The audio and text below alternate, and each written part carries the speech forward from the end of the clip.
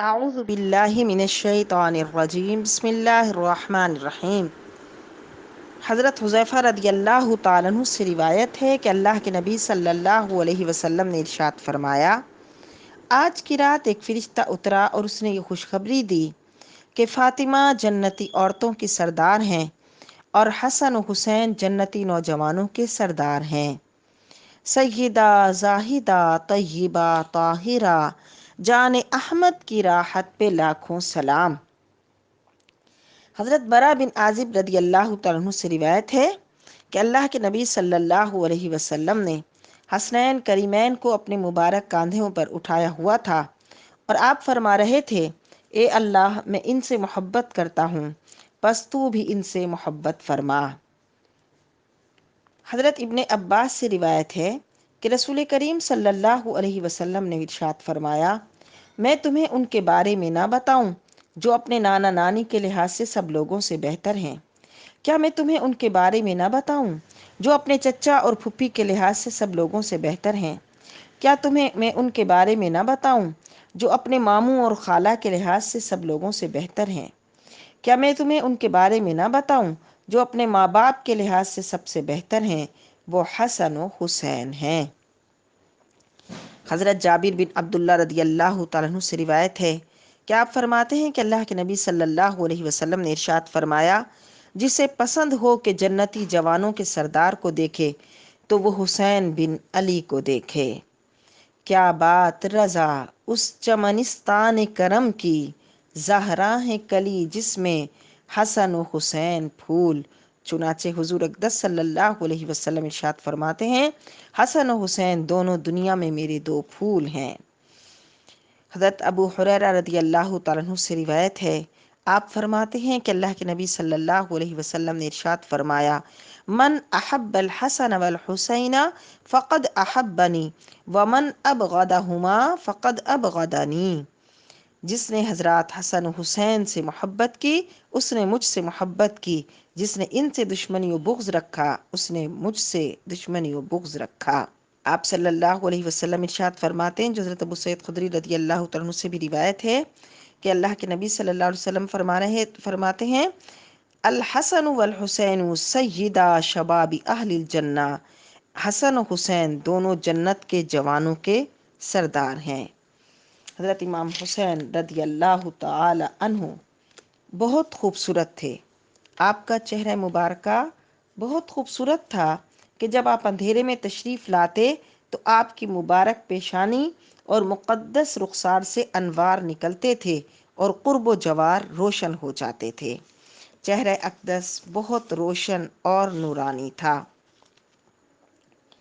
تیری نسل پاک میں ہے بچہ بچہ نور کا، تو ہے عین نور تیرا سب گھرانہ نور کا۔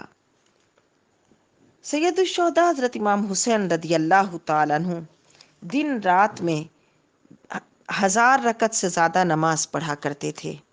آپ نے 25 حج پیدل کیے تھے۔ ایک روایت میں ہے کہ آپ نے 20 حج ادا کیے تھے۔ 20 حج حضرت امام حسن کے ساتھ ادا کیے تھے اور 5 حج خود ادا کیے تھے۔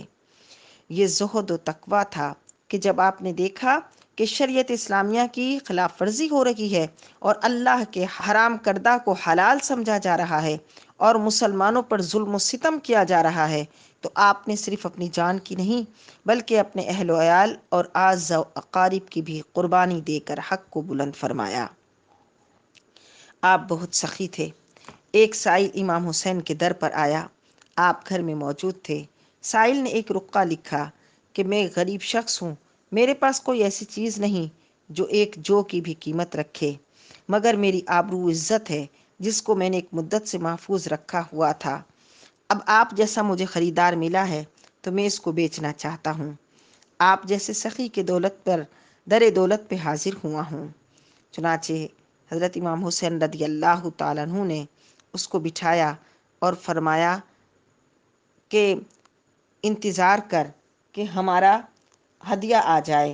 چنانچہ آپ کی بارگاہ میں 10,000 دینار کی تھیلیاں آ گئیں۔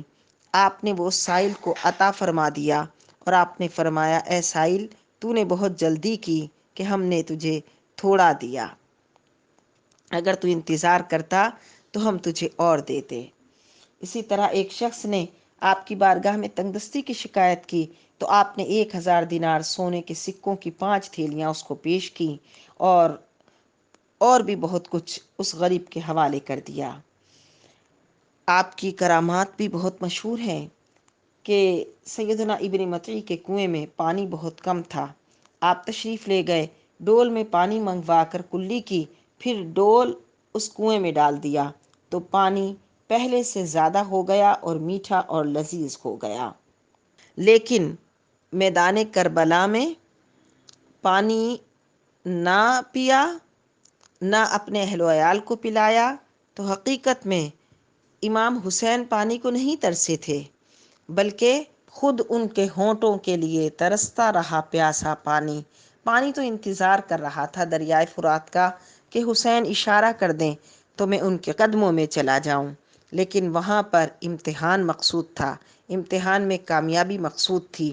اس لیے فاطمہ زہرا کے پھول ایسے ہیں جو بن پانی کے تر رہتے ہیں، مرجھایا نہیں کرتے۔ دنیا سے تشریف لے جانے کے بعد بھی یہ عالم تھا کہ سر اقدس سے قرآن کی تلاوت ہو رہی تھی، لب ہل رہے تھے، عبادت ہو تو ایسی ہو، تلاوت ہو تو ایسی ہو کہ سر شبیر تو نیزے پہ بھی قرآن سناتا ہے۔ سر اقدس سے ایک نور برابر آسمان سے مثل ستون کے چمکتا رہا، سفید پرندے اس کے گرد منڈلاتے رہے، وہ سر کٹ کر بھی بلند رہا۔ بہاروں پر ہیں آج آرائشیں گلزار جنت کی، سواری آنے والی ہے شہدائے محبت۔